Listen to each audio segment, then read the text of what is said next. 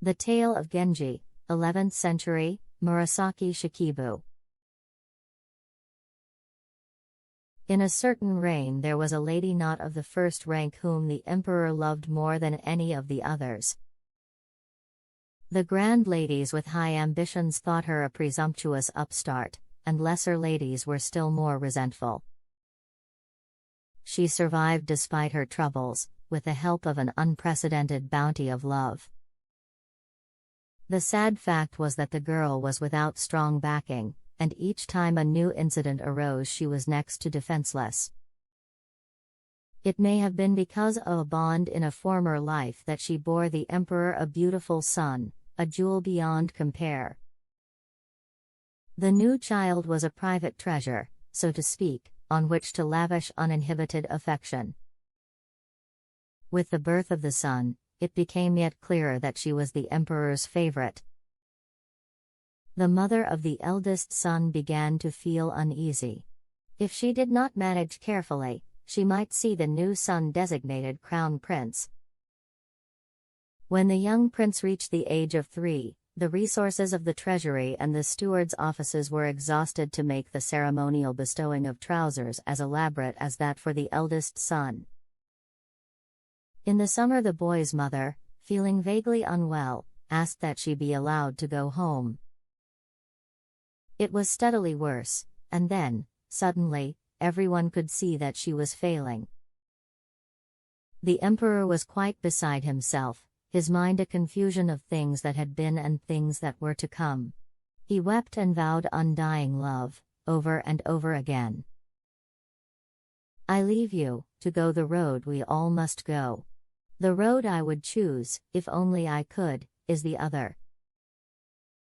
The boy looked in bewilderment at the weeping courtiers, at his father too, the tears streaming over his face. The death of a parent is sad under any circumstances, and this one was indescribably sad. The emperor's thoughts were on his youngest son even when he was with his eldest. He had scarcely been able to bear a moment away from her while she lived. How strange that he had been able to survive the days and months since on memories alone. Everything, the moaning of the wind, the humming of autumn insects, added to the sadness. The months passed and the young prince returned to the palace. He had grown into a lad of such beauty that he hardly seemed meant for this world. He now lived at court. When he was 7 he went through the ceremonial reading of the Chinese classics, and never before had there been so fine a performance. When it came to music his flute and koto made the heavens echo, but to recount all his virtues would, I fear, give rise to a suspicion that I distort the truth. Lacking the support of maternal relatives, the boy would be most insecure as a prince without court rank, and the emperor could not be sure how long his own reign would last. The emperor therefore encouraged the boy in his studies, at which he was so proficient that it seemed a waste to reduce him to common rank. And yet, as a prince he would arouse the hostility of those who had cause to fear his becoming emperor.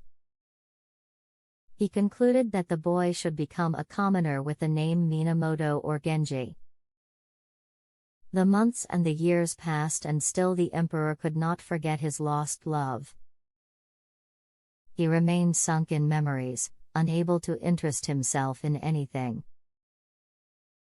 Then he was told of the 4th princess, daughter of a former emperor, a lady famous for her beauty and reared with the greatest care by her mother, the empress. Hoping that she might just possibly be right, the emperor asked most courteously to have the princess sent to court. She was called Fujitsubo. The resemblance to the dead lady was indeed astonishing. The other lady had not particularly encouraged his attentions and had been the victim of a love too intense, and now, though it would be wrong to say that he had quite forgotten her, he found his affections shifting to the new lady, who was a source of boundless comfort. Since Genji never left his father's side, it was not easy for this new lady, the recipient of so many visits, to hide herself from him. He could not remember his own mother, and it moved him deeply to learn, from the lady who had first told the Emperor of Fujitsubo, that the resemblance was striking. He wanted to be near her always. It seemed a pity that the boy must one day leave behind his boyish attire, but when he reached the age of 12 he went through his initiation ceremonies and received the cap of an adult.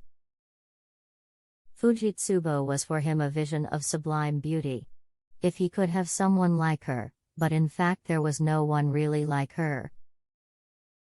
Now that he had come of age, he no longer had his father's permission to go behind her curtains.